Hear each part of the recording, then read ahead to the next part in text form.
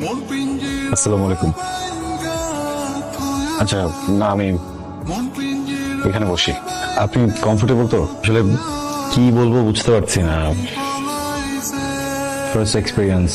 আমি রুশো, খুবই বদমেজাজি, একটুতে রেগে যাই, রিয়্যাক্ট করে ফেলি, বুঝে না বুঝে অনেক সময় উদ্ভট কাজ করে ফেলি। কিন্তু এতটুকু জানি যে আমি মানুষটা খারাপ না। আসলে একটা স্পেশাল কারণে দ্রুত বিয়ে করে ফেলতে হয়েছে আমাকে। আপনাকে চিনি না, আপনাকে জানি না আপনার কি পছন্দ, জানি না আপনার কি অপছন্দ।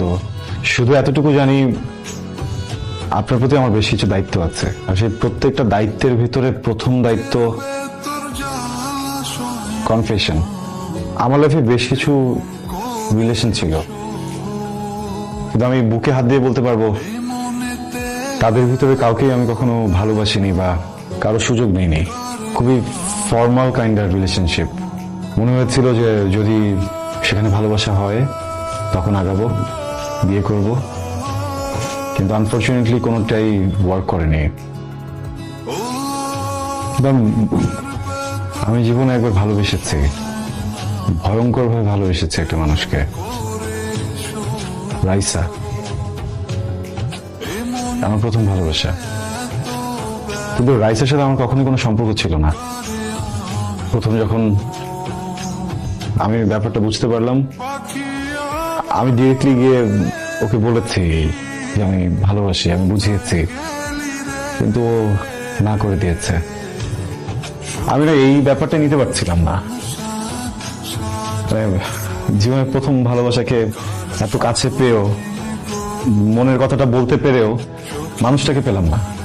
কেমন যেন ছটফট করছিল ভিতরে, ঘুম হচ্ছিল না।